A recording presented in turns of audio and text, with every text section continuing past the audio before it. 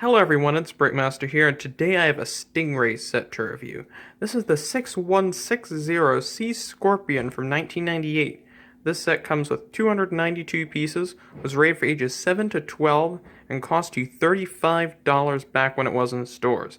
This is a great looking set, just look at it. But yeah, it's a wonderful set. I do like the Stingray theme. This is my only set that I have from that, but one of my Hydronaut set does come with a small Stingray vehicle, but Stingrays along with Hydronauts, Aquanauts, Aqua Sharks, and the 1997 Aqua Raiders are all a part of Aquazone, which is, and these are all of course sub-themes. So this is, Aquazone's almost like space, where everything like Spyrius and Sectoids are sub-themes of that. So this is a very nice set, and now we'll look at the box to be the first part of the review.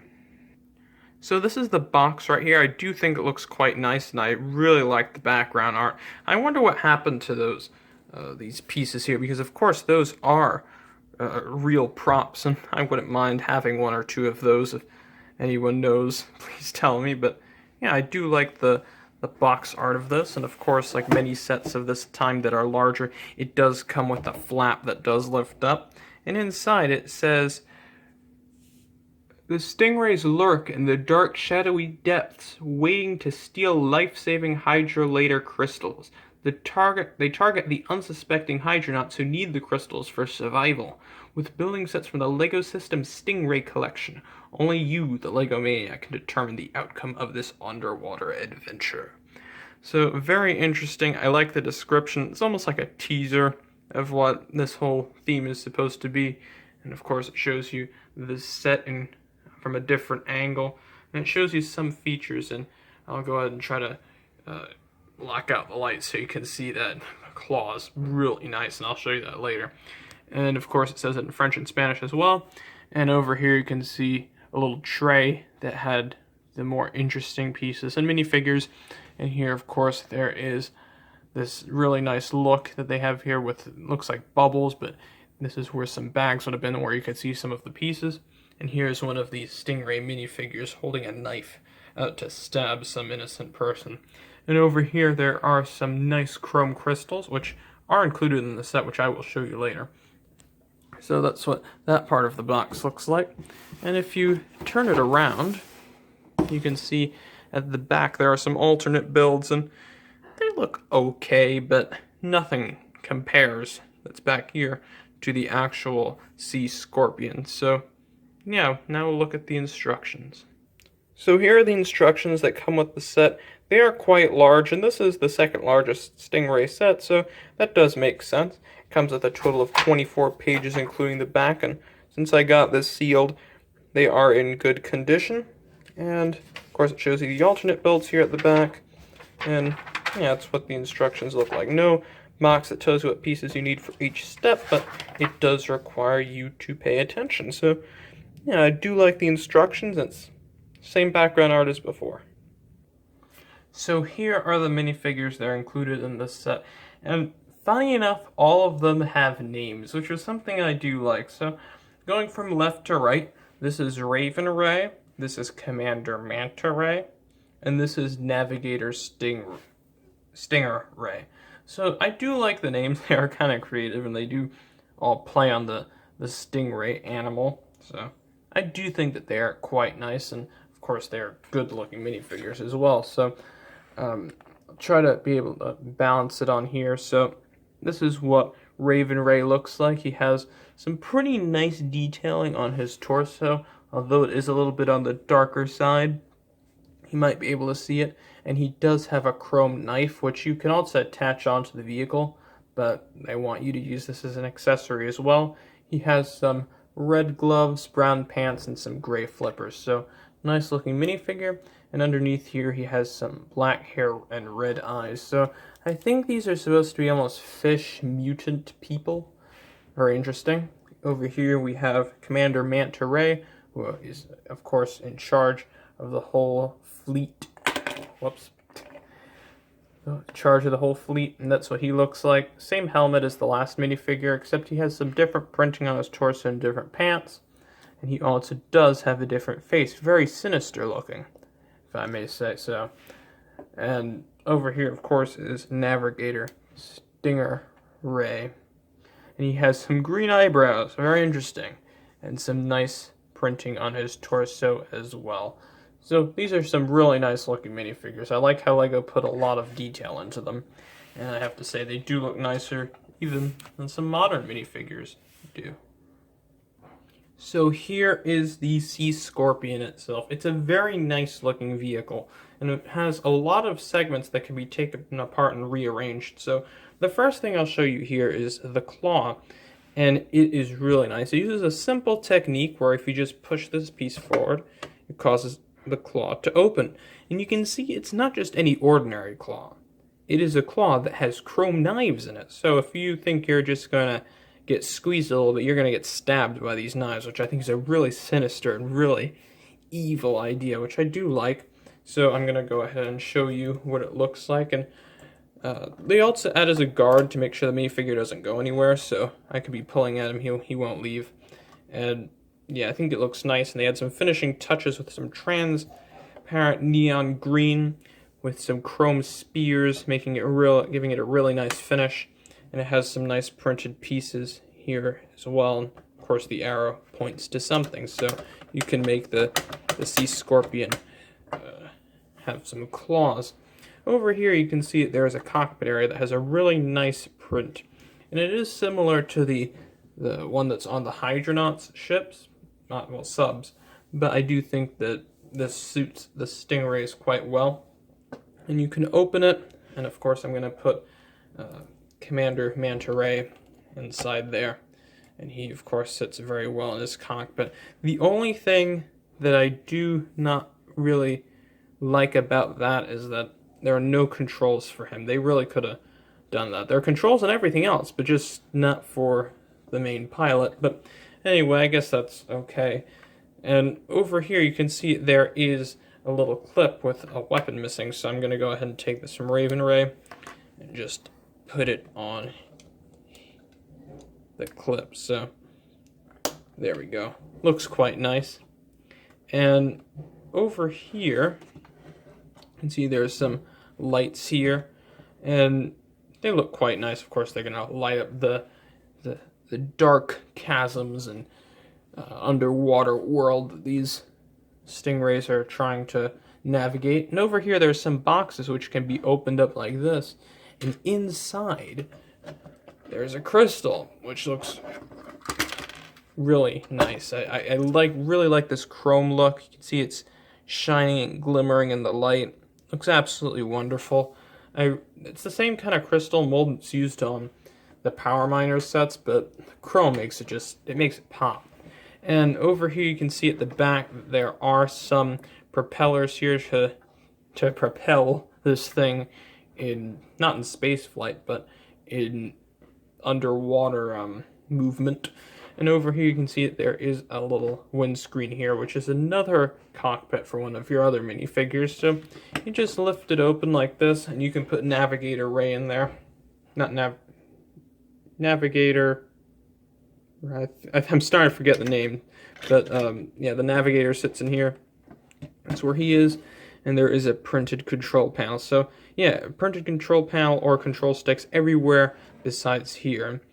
Back here, of course, you can see there is this tail which can, of course, guide this submarine in any direction it wants to go. And, of course, they accent it with some really nice chrome spears or knives. And over here, there's another propeller to help it move in water. And they have some nice prints here as well, which are often used for suction in where you're supposed to get one of those suction cup pieces and stick it on there. It's just a little print. It doesn't really have any more suctionability, if that's a word or something. So yeah, I think that the tail looks pretty good. And moving over here, you can see there is this very long hose, and this is a claw in which you can go and grab things. So over here, of course, there's another box with a crystal. So I'm gonna have this claw grab one of the crystals. So yeah, I can make it grab it. So there you go, and you can make it drop in there, and yeah, it'll go inside. And I think this is a nice piece. It's a rubbery kind of thing, but this here is all hard plastic, so I think it looks nice, and it's quite bendable. And that's leading over to here, which is where all the detaching functions and rearranging functions come into play. So what you can do with this is you can, of course, sit a minifigure first, and I'll do that. And I'll put, I know this is Raven Ray, and he has to stand, actually. I forgot about that. He has to stand right here. And he has some control sticks that he can hold on to, so again, does have some controls. And there's this really nice print that's over here. There's some propellers, so you might think, well, why does this person need propellers if it can't pop off? But it can, so just pull on it, and there you go. You have a little sub, and I think this looks really good on its own.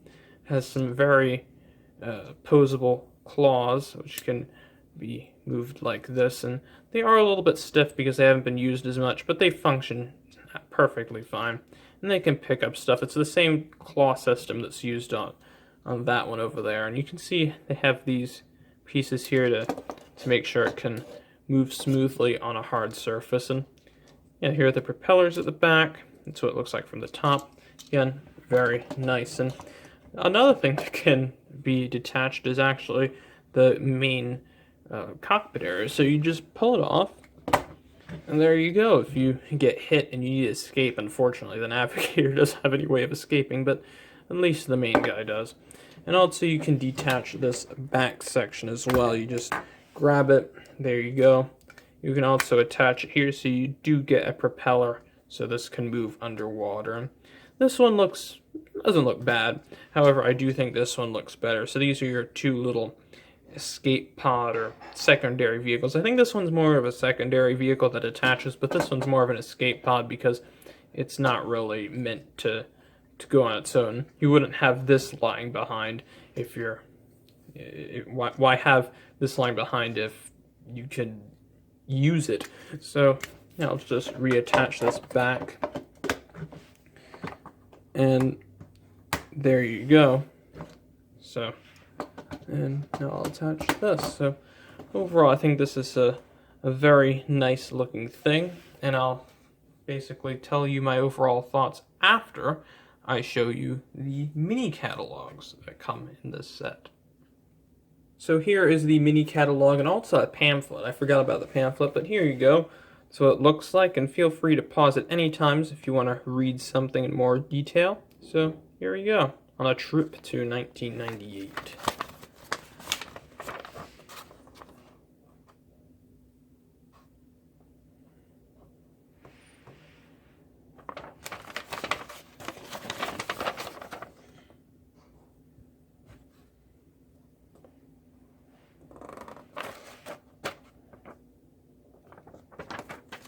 So that is the pamphlet. Some interesting sets in here, if I may say. And here's the mini catalog, which of course you've seen many times because I do have quite a few sets from 1998.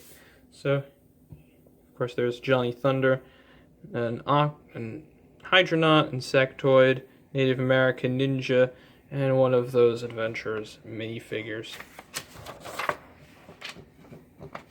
Here's the table of contents. Adventurers, Insectoids, Aquazone, Fright Nights, Ninja, Wild West, Town Divers, Extreme Team Rescue, Radio Control, and Technic. It says, check out these cool themes and great products. So here's Adventurers. More Adventures. Insectoids. Reviewed quite a few of those. UFO, reviewed some of those as well. RoboForce, reviewed the one there at the top. Hydronauts and Stingrays, I have reviewed this set before. Of course, there is the Sea Scorpion, which I'm reviewing currently, of course. Aqua Raiders, not 2007, but they did have an Aqua Raiders 10 years before, interestingly enough. Fright Nights, Halloween and Castle mixed, really. The precursor to Ninjago. Ninja. Wild West Yeehaw. You have cowboys, Native Americans, Union troops. Very juniorized town. Some of these look alright, but this does not look very nice, in my opinion.